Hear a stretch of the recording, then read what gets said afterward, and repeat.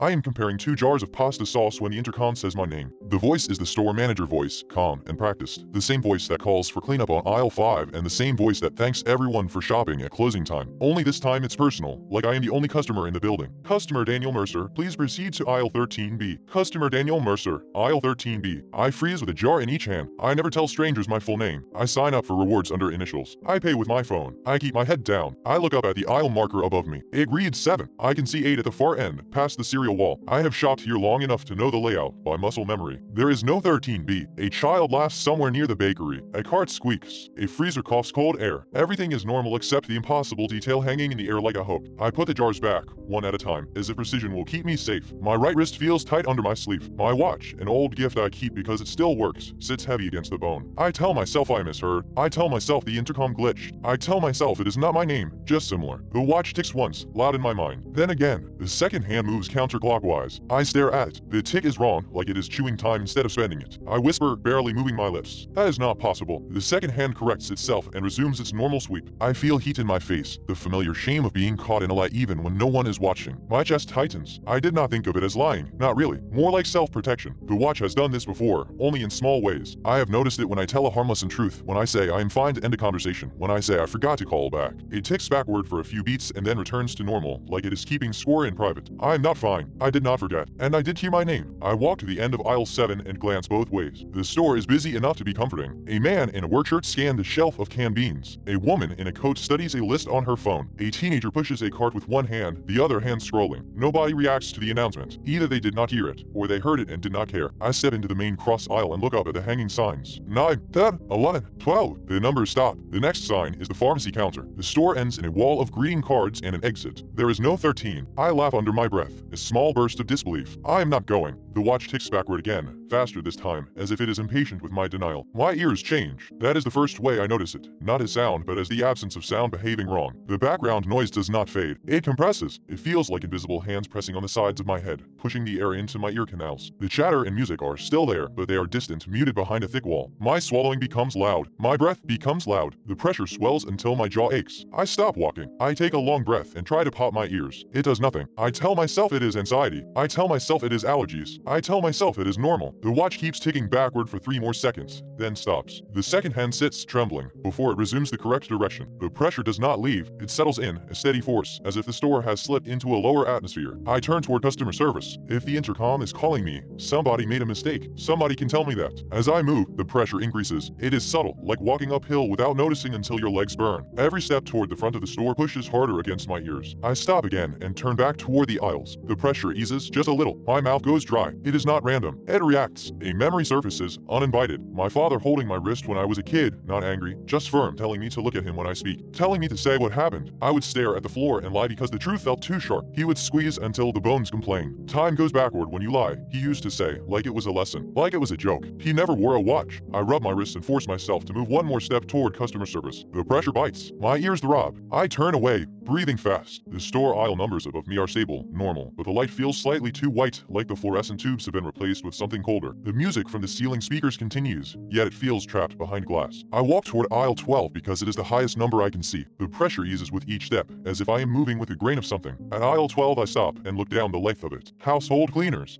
Detergent. The smell is sharp. Halfway down, at the far end, there is a gap between shelves that I do not remember. A narrow opening where the end cap should be. There is a small sign above it, the kind the store prints in black letters on white plastic. It reads 13B. My skin prickles. I blink hard. The sign remains. It is not hanging from the ceiling like the others. It is clipped to a low metal bar, slightly crooked, as if it was added in a hurry. I look left and right. A woman passes behind me pushing a cart, not looking up. A stalker kneels near a display of sponges, sliding boxes onto a lower shelf. I step closer to the stalker. My voice comes out too quiet. Excuse me. He does not look up. Do you know where aisle 13 is, I ask. Then I correct myself quickly, because 13 feels like admitting something. Do you know where 13B is? The watch ticks backward once. My question is not the lie. The lie is that I do not know. The stalker stands in one smooth motion, like a machine. He is younger than I expected, maybe 20, hair tucked under a cap. He turns his face toward me and his eyes are open but not focused. The pupils look slightly off, as if they are not centered. He speaks without moving his lips much. It is right there. His finger points at the gap. I want to ask how long it has been there. I want to ask why it is not on the overhead signs. I want to ask why the intercom used my name. I also want to leave. The pressure in my ears swells again as if the store is listening to my indecision and pushing. I take a step toward the gap. The pressure eases, and that relief is worse than the pain because it feels like encouragement. The gap between shelves is too dark for a grocery store. The rest of the aisle is bright enough to show dust on the top shelf. The gap looks like a mouth. I stop at the entrance. The detergent smell is gone here, replaced by nothing. Not neutral air, but the absence of smell, like my nose has been covered. I lean slightly and look inside. It is not a shortcut through another aisle. It is a corridor. The corridor is narrow, lined with shelves that are not stocked with products but with blank cardboard facings, like the store has been stripped. The floor is the same polished tile, but it has scuff marks that run in parallel lines, as if something heavy has been dragged through repeatedly. The lights in the corridor are on, but dim. At the end, maybe 30 feet away, there is a sign printed in the same black letters. It reads aisle 13B. My watch ticks backward again, 2 ticks, 3, then settles. I whisper, I am leaving. Backwards ticks. Faster, like a reprimand. The pressure slams into my ears so hard I wince. It is not just discomfort now. It is pain. It feels like my eardrums are being pressed inward by a thumb. I stagger, grabbing the shelf edge for balance. A bottle of cleaner rattles. Nobody turns to look. I swallow and it does nothing. I open my mouth wide and try to yawn. The pressure remains, relentless. It is behaving like gravity. I breathe through my nose, slow, and try to think like a rational adult in a normal store. If this is panic, it will pass. If it is a trick of the building, it will stop when I step away. I take 1 step backward, away from the gap. The pressure increases. 2 steps backward and it becomes unbearable. My vision sparkles at the edges. My teeth hurt. I feel suddenly certain that if I keep moving away, something will rupture. I stop. The pressure steadies. I step forward again and the pressure eases. The relief is immediate, almost tender, like a hand releasing. I understand then, with a cold clarity that makes my stomach drop. This is not a symptom. It is instruction. I look at the corridor again. The end sign is waiting. I step inside. The moment I cross the threshold,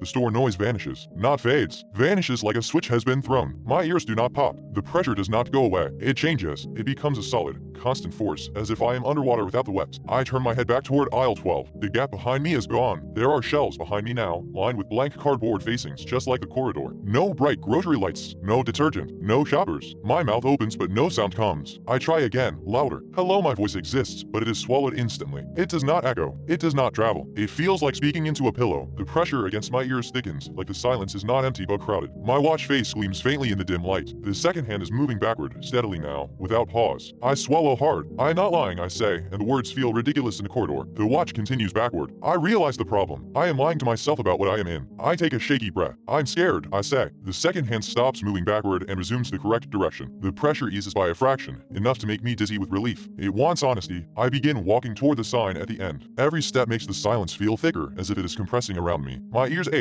but the pain is now a meter telling me when I try to pretend. The shelves on either side are uniform, all blank, all the same height. There are no products, no labels, no prices, just the suggestion of commerce, the skeleton of an aisle. Halfway down, I see something that makes me stop. A shopping list is taped to the shelf at eye level. White paper, blue ink, the kind of scribble people make in a hurry. It reads milk, bread, eggs, and then, beneath it, in tighter handwriting, my full name. My throat tightens. I touch the paper. It is real. The tape is real. The paper is slightly damp at the edges, like it has been handled too much. My watch ticks backward once when I whisper, this is not mine. I stare at the handwriting and know it is mine. The pressure increases until tears spring to my eyes. It is mine, I say, and the pressure eases. I keep walking. The sign at the end of the corridor is closer now, and beneath the printed letters aisle 13B there is a smaller line, handwritten in marker. Customer service. I almost laugh, but the sound would go nowhere. At the end of the corridor, the aisle opens into a small square space. The shelves form a boxed-in room with one opening, the corridor I came from. In the center is a narrow counter, like a customer service desk stripped down to its frame. On the counter sits a clipboard and a pen. Behind the counter is a phone, the kind with a cord, receiver resting in its cradle. The phone begins to ring. The sound is muffled by the pressure, but I feel it more than hear it, a vibration in the air that my bones recognize. I stare at it. My pulse climbs. The watch on my wrist ticks backward, slow and steady, as if counting down to something. I step closer to the counter and look at the clipboard. A form is clipped to it. The top line says customer statement. Below that are blanks for name, date, and a question printed in heavy black letters. What did you say you were doing here? My mouth goes dry. I think of the normal answer. Grocery shopping. Just picking up dinner. The watch ticks backward harder, almost jerking. I understand that the form is not asking for the polite version. It is asking for the thing I will not admit. The phone rings again. The pressure in my ears increases with it,